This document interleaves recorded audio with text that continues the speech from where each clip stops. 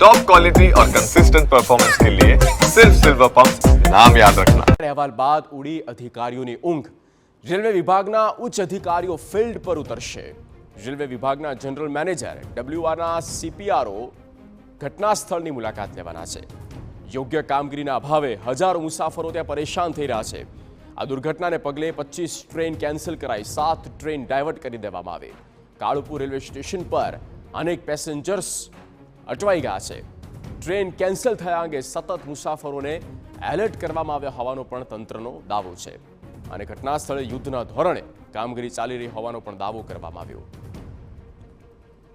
Continuous અમે આ માહિતી આપવાનો પ્રયત્ન કર્યો છે તમારા માધ્યમથી, અમારા સોશિયલ મીડિયાના માધ્યમથી.